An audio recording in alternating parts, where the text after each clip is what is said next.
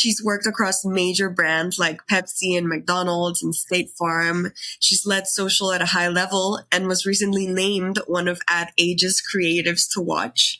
But what's really interesting is how she thinks about ideas, especially in a world where everything is moving fast, attention is short, and good isn't always enough.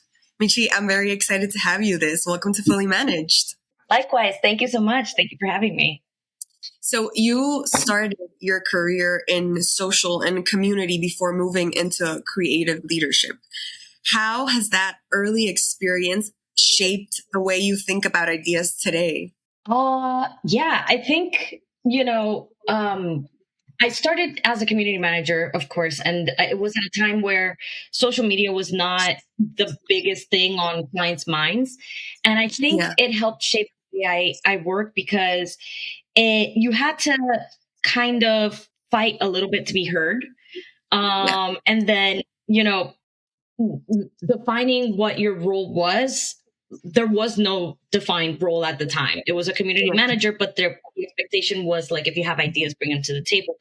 And I think that I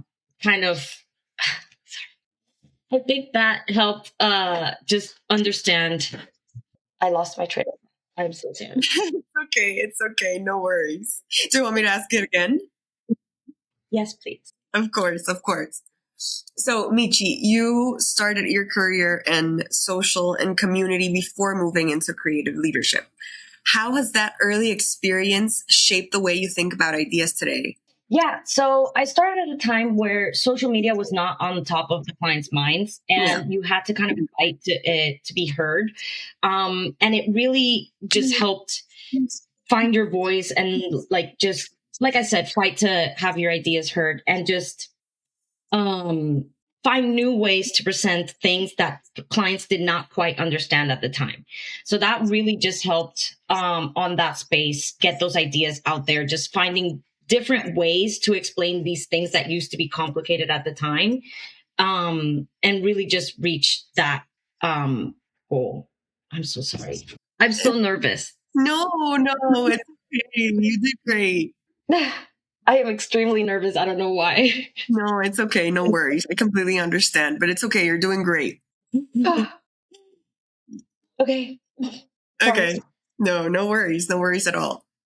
And you have worked across everything from copy and art and direction, strategy. So when a brief lands on your desk, what's the first instinct you follow? Is it the idea, the insight, or the execution?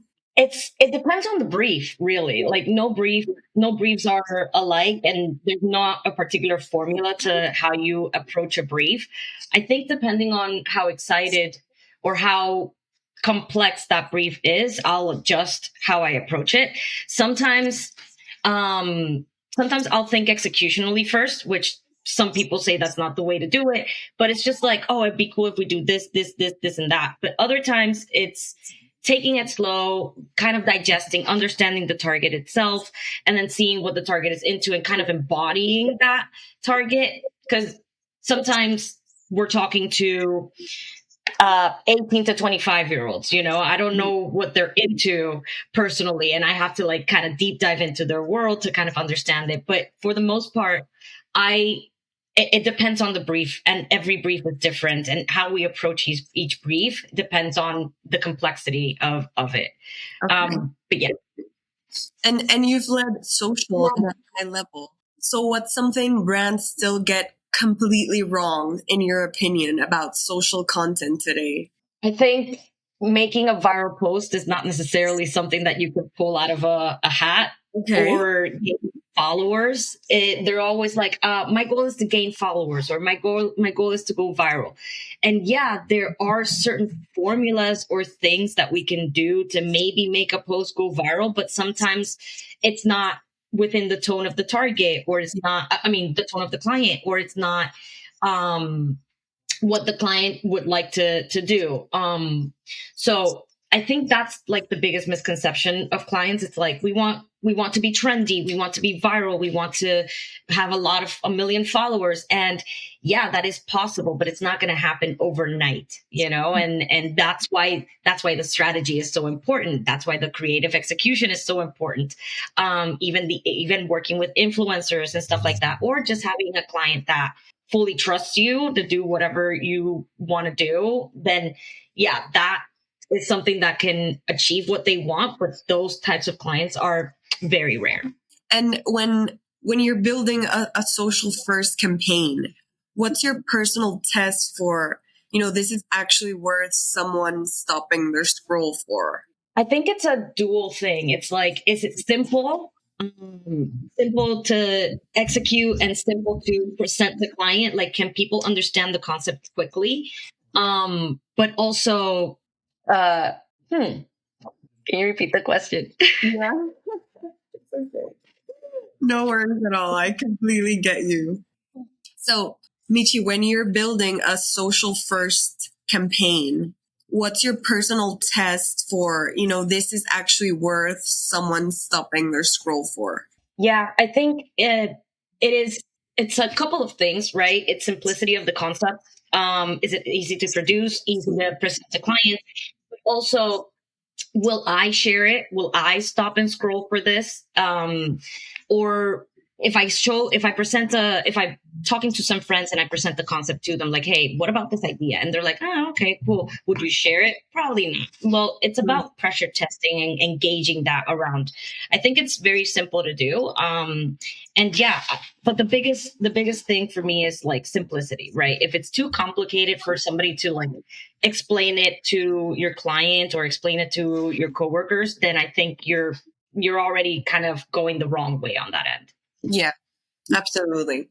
And when you're working on a campaign and there's a safe version and a risky one, what actually helps you decide which direction to go with? I kind of like always going with the risky version. Right. It's risky for a reason. You know that it might, it's going to cause a reaction, or it might cause people to speak. So on that end, I always kind of just lean towards the risky one, and how to choose is kind of hard per se, because sometimes the safe route does look great, and you're like, oh, fuck, but personally, I always lean risky. I think advertising is a lot about innovation, pushing boundaries while maintaining our clients happy and staying within that tone, right? When it comes to the social space, people get tired easily and people get tired very quick. Content is super short, super fast. If you don't have them hooked within the first few seconds, you're going to lose them. So I think always lean a little bit risky on that end, because it will cause a reaction. As long as it's a positive, a positive reaction like that, then great. And I think it's pushing what our consumers are viewing and enjoying on their feed, so that we can then have a little bit of traction and engagement, not doing the same old safe route that everybody else is doing. Yeah, absolutely. I couldn't agree more. And you have touched influencer partnerships, activations, OLVs. How do you decide what format deserves the idea instead of forcing the idea into a format? Yeah, I think that's a good question. I don't think I do like that is a good question.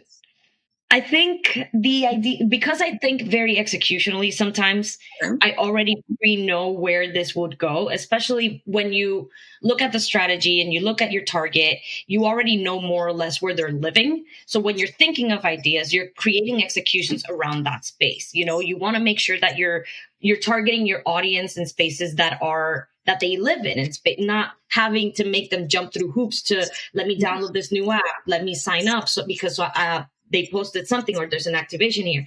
I'm going to target you where you live so that it is relevant to you and it feels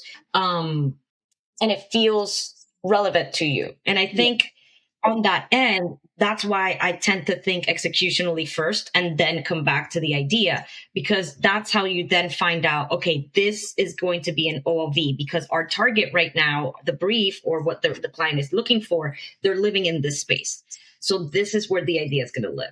And I think like I mentioned earlier, a lot of people say don't think executionally, but that's why I think thinking executionally works within the social and digital space, because it does help gather those ideas in these buckets and platforms and deciding where they're going to live ultimately. Interesting. As someone who's both a copywriter and an art director, where do you think most creative teams lose the magic? Is it the idea, the execution, the collaboration? What's your take on this? I don't know. I think teams always work well, like you're a team for a reason. And even teams that may not think they do, they always end up doing well because they're coming from two different areas, right? You're bringing great ideas. I think a lot of people really do just lose a lot of their motivation when it comes to the post-production of things, or even pre or post production a little bit, because you're finding out the limitations of what your idea can become within the pre-production. Oh my God, the budget is a little constraining, or we can't land the location we wanted. Let's look for backup. So you find a lot of you have to adapt a lot, and you're already chipping away at your idea a little bit. And then when you go into the post-production phase, you're doing all these rounds with client. And obviously the first round is kind of like the vision, what we want. We want to we want a reaction from our consumers. So let's do something that's very risky. And then our client becomes, which is their job to kind of tone us, our crazy thinking down. Yeah. Then it's more chipping away at that idea a little bit. So I think creatives, we need to be mindful of that what we have in our mind is going to shift and change from conception all the way to live date. We can't get too attached with the work, but what we can do is just make sure that the essence of the work is always there, it remains constant, and that, we're happy with it. We can't always agree with a client, but we have to, find those compromises that ensure that our client is happy, that we're giving them quality work and work that they're going to love and they're going to share on their end. But also work that maintains that concept, that creative core. And I think it's very important for us to understand that, so that, we don't lose our motivation during those two phases. Well, it's a great take. I love your perspective. And thank you. In your experience working with creative teams, what's something you actively protect your team from so they can actually do great creative work? In my opinion, I like to try as much as I can to protect their mental health. Mental health is super important to me. And this industry can be overwhelming. It causes burnout. So it's okay if you need a mental health day. It's okay if you need a couple days off. I tend to be very hands-on because I want to know that my team is not working all the way to 4 or 5 o'clock in the morning for a presentation that's due at noon, something like that. So this is a horrible thing to say. It feels a little bit micromanaging, but it's only that, hey, are you okay? Hey, how are you doing? Hey, if you need any help, let me know. I will find you resources. I will help you. Let's divide and conquer. Send me a copy of the file. You do the verticals. I'll do the square. Like the 1-1 and stuff like that, because mental health is super, super important. And having somebody that can help protect that will keep you both happy within the work, avoid burnout, keep you motivated, and also, create a level of communication where you're comfortable in telling me things that I can then understand the background of who you are as a creative, where I can come in and help you more accurately, Yeah. And I think that's very important. And that's how I like to protect my teams. Oh, that's so important. That's so beautiful. I think that I've had a lot of conversations with leaders and no one has ever mentioned mental health, prioritizing the mental health of their teams. And it's probably the most important thing, exactly. How does the work matter if you're not good? So I think that makes you a fantastic leader, Michi. Oh, thank you. And what's something you've gotten more critical about in your work over time? I feel like we are always critical about things, and perfectionist, being a perfectionist is something that I've always kind of grown up with within the advertising world. And I think if I can kind of flip your question, I would say I have I have learned to be less critical about certain things. The art of letting go. It's okay to have certain mistakes in the work, not mistakes, but not taking the work too seriously. At the end of the day, from a social perspective, when it comes to evergreen or organic, this is going to be a 20-second post that tomorrow will be replaced, and the next day there's another one. It's okay that it's okay to not be. You Yeah. When it comes to other things like making sure that there are no typos, like minor things, that's where I would like to be a little bit critical. But for the most part, like I mentioned, if I can flip your question, I would say I've been a little less critical about certain things. It's okay. Letting go of being critical has actually helped create better work, because you're not focused on that perfection. You know what I mean? You're focused on creating work. Oh my God, I love that you put my question. That's so powerful. Absolutely. And what do you think great creative work needs more of? And what does it need less of, in your opinion? Hmm. That's interesting. I think it need creative work nowadays. The way generations are, Gen Z and millennials, they're very unserious about things, and I think what we need more of is more unseriousness within the brands. People know what certain brands are.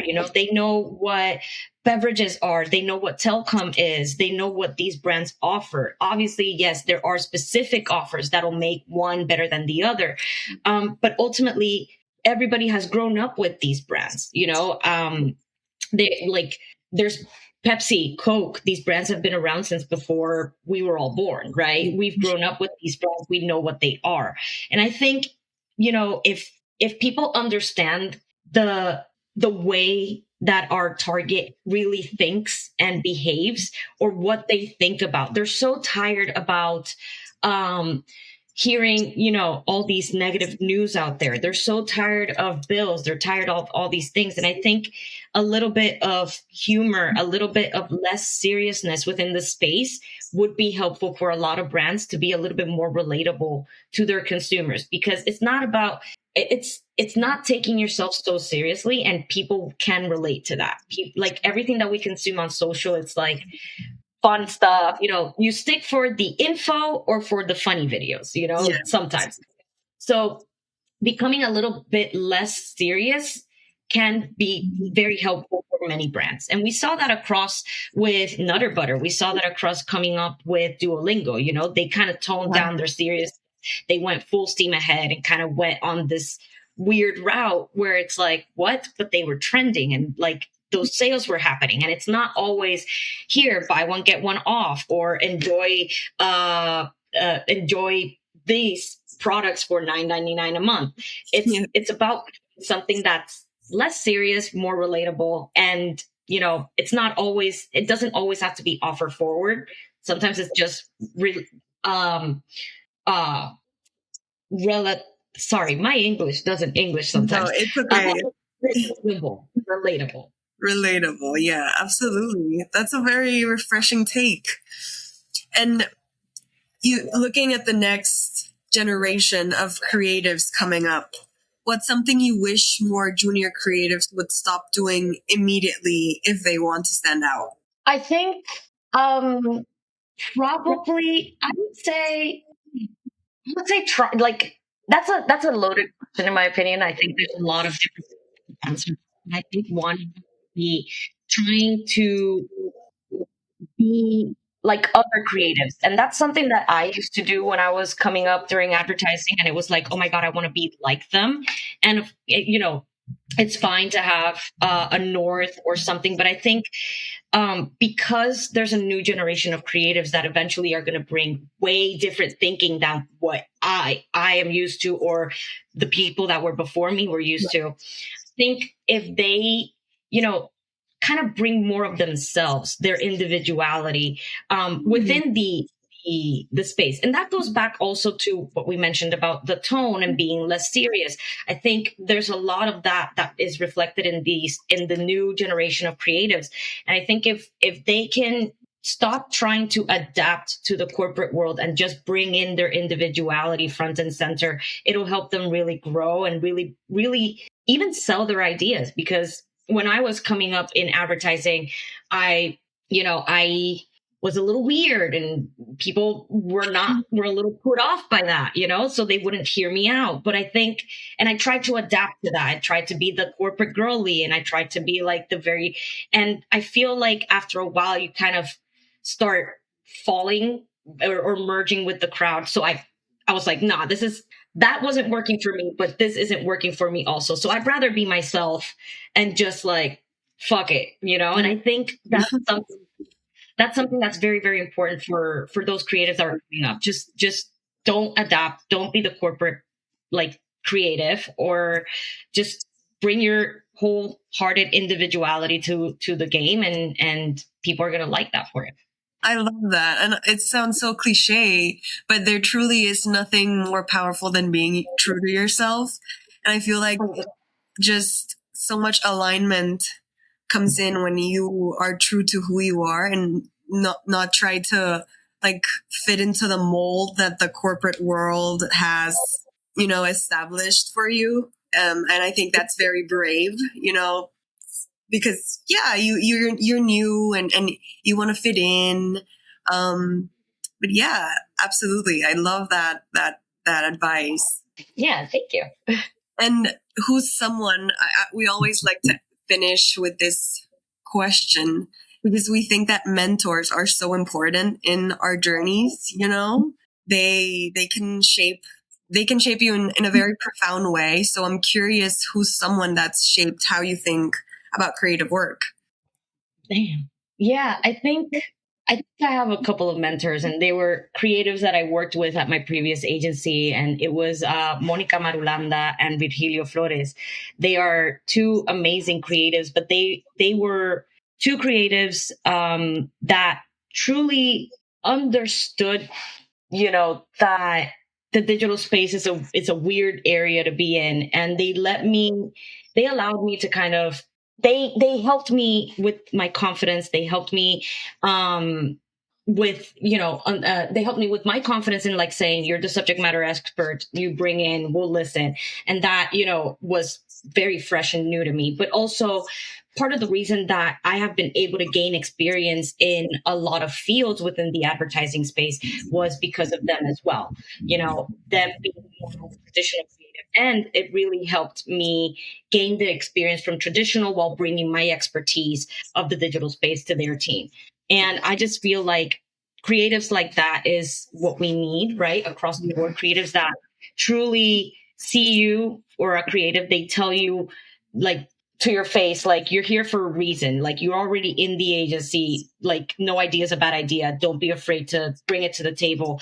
And, sometimes I would raise my hand back in the day and be like, I don't think this is a cool idea, but if I don't get it out of my head, and they're like, no, that's actually a great idea. I'm glad you brought it over. Or like, I didn't flesh it out because I wasn't feeling it, but like, and they're like, hell yeah, bring it in. Let's do it. Mm-hmm. And people like that is what we like, I look up to. And that goes back to like my mental health comments earlier, like making sure that people are okay, bringing your individuality into the game.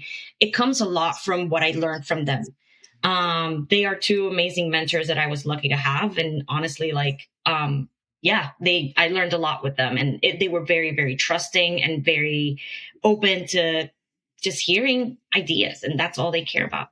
That's very cool. Very, very cool. And before we wrap, what's a brand right now that you think is doing interesting work? That's interesting. I think there's a lot of them, but I think I want to say Burger King is definitely doing a couple of things, and I'm very, very happy with the team. It was I worked with Javier Valle, who's the GCD at that Burger King account, and they did the work with call the CEO, and they're doing a lot of work with their CEO, and Oh, it's okay. really, really, I feel like they've, they've kind of started back when I was growing up, there was always the cola wars, and you had Coke and Pepsi. But I feel like McDonald's and Burger King, you know, they're they've always been a competitor, but it to me has never been felt as much as right now, where Burger King has is now like, yeah, we're here, and then McDonald's is trying to keep up with Burger King doing their own thing, and it's completely, social media right now, TikTok right now is all about like calling the Burger King CEO, the Burger King got fired. McDonald's is trying to like do damage control with like the Burger King stuff. I think it's, this is culture, and this is how how advertising can affect culture in a really fun way, not being so serious and just, having fun with the brand. And I think they're doing a really, really cool job about it. That's so cool. Michi, thank you so much for taking the time. I really appreciate so much you sharing your perspective and walking us through how you think about the work. This was such a great conversation. Thank you so much for joining us. Thank you. And thank you You've for been having me. listening It to was Fully great. Managed, brought to you by Penji. Check out the show notes to learn more about today's guest. And to learn more about Penji, the human-first creative subscription service, head over to penji.co. And by the way, if you're still listening, it would mean the absolute world to us if you were to share this podcast with a friend and, of course, subscribe.